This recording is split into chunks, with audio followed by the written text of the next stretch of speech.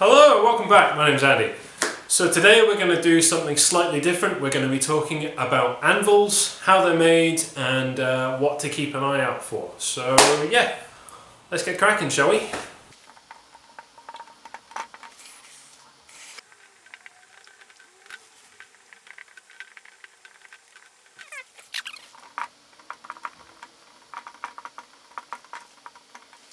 Okay guys, so these are the 5 materials used to make an anvil.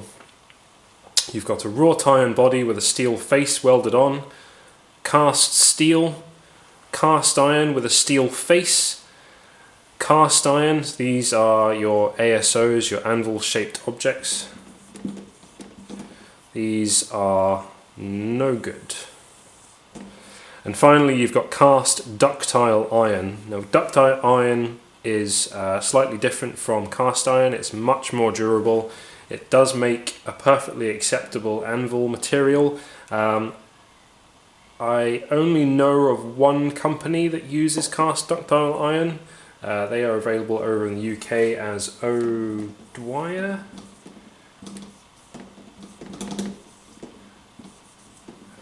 I think that's how you spell it, but that is the only company that I know of that makes a ductile iron anvil. They're made more for farriers and things like that.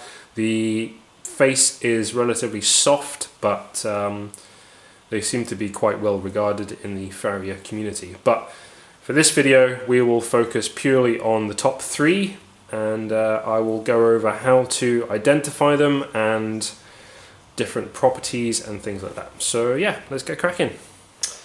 Okay, so we're going to start off with anvils with a wrought iron body and a forge welded steel faceplate. Now this is my South German anvil. I had this shipped over from Germany, I don't know, a couple of years ago now. I paid £325 sterling for the anvil and then about £100 for shipping. Absolutely well worth it, but that's neither really here nor there. So this style of construction is probably the most common, and if you're on the hunt for an anvil, chances are the one that you will find is made with this method. So what it is, the component parts of the anvil are welded together. They're forge welded together, I should say, from various different pieces. If you were to take this anvil off the stand, flip it upside down, you can see weld lines in the base and things like that. So the body is wrought iron, and it is then welded to a steel faceplate on the top here. You might just be able to make out a line across here. It's quite thick, it's just over ½ an inch all the way along. Now, these are good anvils. If ignoring the fact that this is a German pattern anvil, ignore that for now. A wrought iron body and a steel face is a very good anvil. It's just a testament to their construction that they are still around today and are still being used by people today. I've seen people online that kind of belittle the construction for whatever reason. I don't know why. There's nothing wrong with this method of construction, and there's nothing wrong with these materials. They're absolutely fine and make a perfectly good anvil. Okay, so how do I know that this is a forged anvil with a wrought iron body? Well, for starters, in here there is stamped numbers for the weight, and on other anvils you'll get a stamped name or anything. Basically, if it's left indented into the body, it's been stamped, and it's a very good indication that it is a forged anvil. Okay, so the second indication that this is a forged anvil is what you call the handling holes. Now, I've seen a lot of beginners kind of confuse this with the hardy hole, which is a square hole on the face of the anvil. These are the handling holes. This is where a very large pair of tongs was used to grip the body of the anvil whilst the rest of it was being forged. Now, if an anvil has these, that is a very good indicator that it is a forged anvil. They're a very big giveaway, basically. You can almost guarantee the minute you see one of these, it's a forged anvil. That isn't always the case. There are some cast steel anvils out there that do have these. I've seen that in the past. But as I say, this is a really good indicator. They will vary in size and shape. There is often one on the base of the anvil, if you were to flip it upside down on the underside, going up into the body. Yeah, so that's your second indicator. Okay, so your third and final kind of good indicator is if you see any actual like hammer marks in the body. Now these would have been forged with dirty great big steam hammers and things like that, so there is often you can often see hammer marks in the actual body of the anvil itself, such as just here and in here as well. So that's another good indicator. Okay, just to recap then, so you've come to an anvil and you're not sure how it was made. Check for the line along here where the faceplate has been welded to the body of the anvil. Have a look for handling holes in the waist of the anvil down here, and check for any sort of obvious hammer marks and things like that. Now, certain companies did leave a cleaner finish than others. Hammer marks are not often that obvious, but your biggest giveaways are the handling holes at the waist, and if you can make out a line along the welded steel faceplate. Okay, let's move to cast steel anvils. Okay guys, moving on to cast anvils. Now by far the easiest way to recognize a cast anvil is by raised lettering on the side. This is by far and away the biggest indication that the anvil has been cast. Now that doesn't indicate what material the anvil was cast from. It could be a cast iron anvil or a cast steel anvil. This happens to be a Brooks anvil, which is a very well-known English maker. They made anvils from cast steel. So if this lettering wasn't here, it had been ground off for some reason, what other indications could we look for that would indicate that this is a cast anvil? Okay, so we're looking at the end-on view of the anvil from the horn, and you might notice a slight line here. Now that is the parting line of the mould, and it is where the two halves of the mould have been come together, and there'll be a flash or just a little bit of extra material left from the mould, which is then ground off. And often the line is still visible from the mould, and this is the other very good indicator that this is a cast anvil. Now sometimes this isn't very obvious. The line can be ground away quite cleanly and you just don't have a very good indication at all. But you'll notice that there is no handling hole in the waist of this anvil. That is your final indication that this is a cast anvil. So what's the best way to tell if this is a cast iron or a cast steel anvil? By far the easiest way is to look for the maker's mark. This happens to be a Brooks, which is a well-known anvil manufacturer in England. They made their anvils out of cast steel, so I know that this is a cast steel anvil. Other good makers would be something like the Swedish brands like Sodafors and Kolswa. They are both cast steel anvils. Again, let's say that this maker's mark wasn't here. The final way to tell, or a very good indication, would be the pitch when it's struck with a hammer. Now this is quite subjective to every person, like you'll probably hear this slightly differently or interpret this slightly differently, but to me a cast steel anvil has a very loud, very high-pitched kind of piercing ring when it's struck and not secured down like this.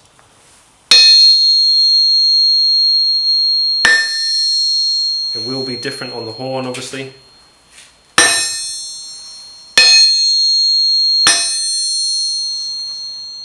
I hope you can hear that kind of long-lasting, very high-pitched ring like a bell.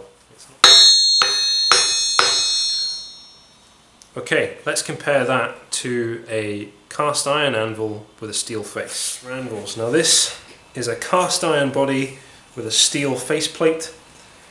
Now I know it's cast because there is raised lettering on the side. Back here there is a date, which is quite nice.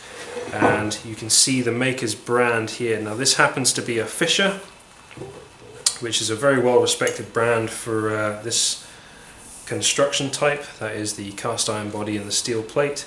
you can very easily see the line between the steel plate, which is very thick, and the cast iron body. Okay, so we've established that this is a cast anvil. We don't know if it's cast steel or cast iron. Now obviously there is raised lettering on the side and on the back here, so we know it's a cast anvil. We've also seen the maker's mark here, which is the Fisher Eagle. Now if I were to look that up, obviously it would tell me that it's a Fisher and that it is a cast iron body and a steel faceplate. Okay, let's assume that we have approached the anvil and that all of these raised numbers and letters have been ground off and the maker's mark has been ground off for whatever reason. How do we establish that it's been cast? Well, there's no obvious casting line down the center, but there is no handling hole on the waist here, so that is a good indication that it's a cast anvil. Now if we were to do the hit test again, compare that to a steel anvil, to me a cast iron anvil like this has a very dull ring, if you can call it that.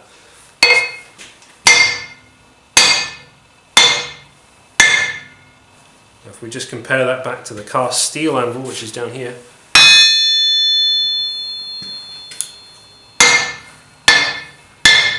you notice that the cast iron anvil sounds very dead. It's not high pitched, it's quite a dull sound. It isn't long lasting, the ring doesn't last a long time.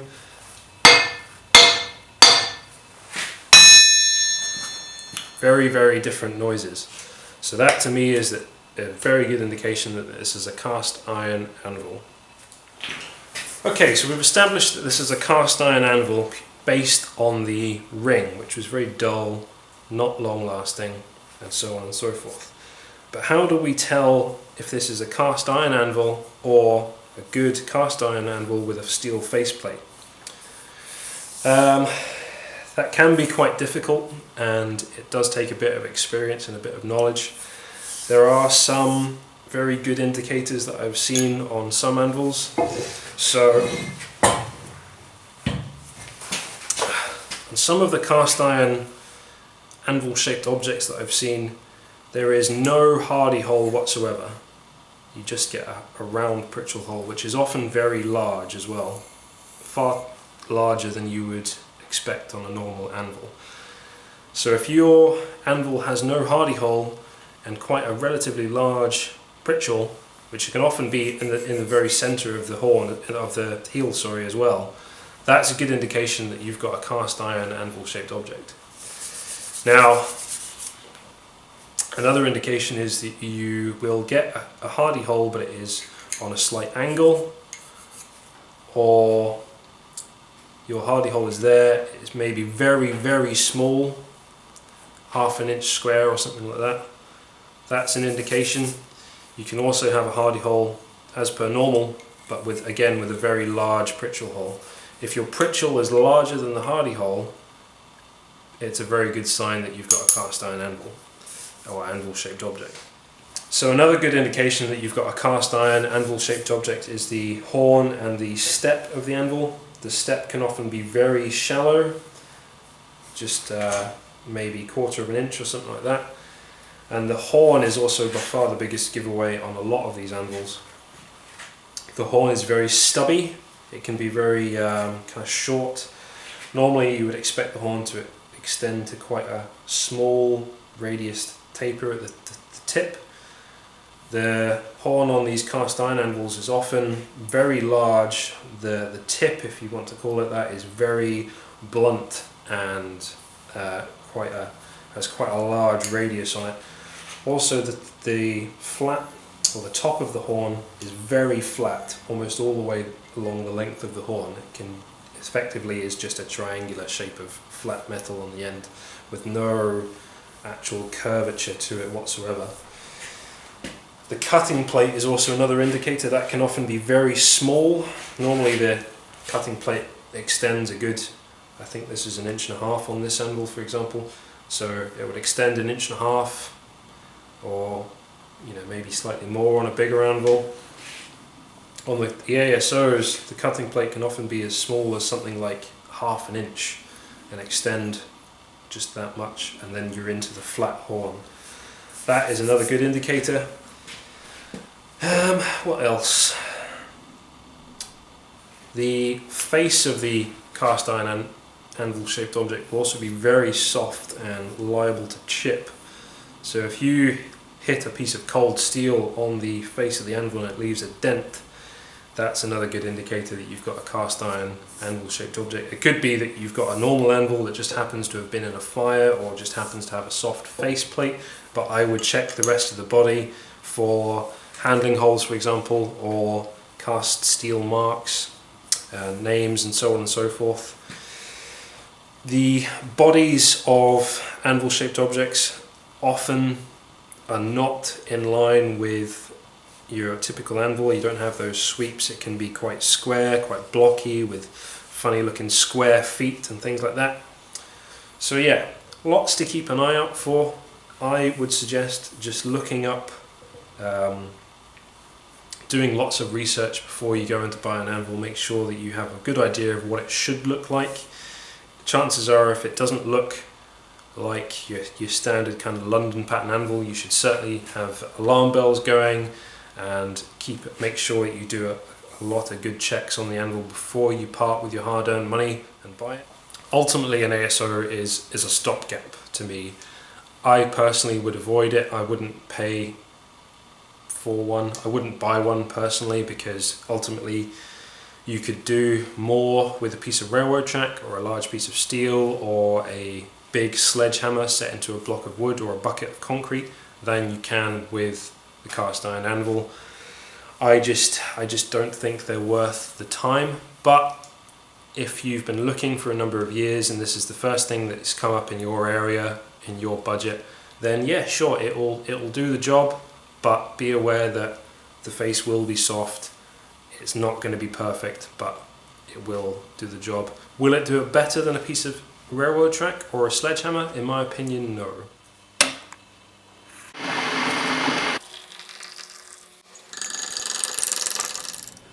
Cheers, guys. Oh, that's hot. Oh, okay. So there you go. That's the three main types of anvil material or anvil construction. I genuinely don't believe that one is better than the other and you should favour one over the other two. So, as ever guys, as I say, I hope you found the video helpful. I am far more active on social media than I am on YouTube. I'll put links below to my Facebook page and Instagram. You should follow me there if you don't already. So last week we made the bottle opener and I announced that I'm going to be doing a 1,000 subscriber giveaway. Now, once I hit that 1,000 subscriber mark, I will be doing the giveaway where I give away all of the tools and things that I used to make the bottle opener and the bottle opener itself. So share this video, leave a comment on the bottle opener video to make your entry, and then once I hit that 1,000 subscriber mark, I'll do the draw and we'll announce the winner shortly after that. So, thank you very much for watching. I've really enjoyed all the comments and things like that. If you've got any ideas of things that you want me to make, leave a comment below, that'd be cool. I'm always looking for ideas and I'd like to know what you guys want to see made. I will leave a link here to the bottle opener video. You should go and check that out and make sure that you leave your entry to the competition on that video, not on here. And I'll leave a link here to subscribe. If you haven't already, please subscribe, that'd be great. As I say, when I get to that 1,000 subscribers, I'm going to be giving away some tools and a bottle opener, so that'll be awesome. So thank you very much for watching guys, and I'll see you next time. Take it easy, bye.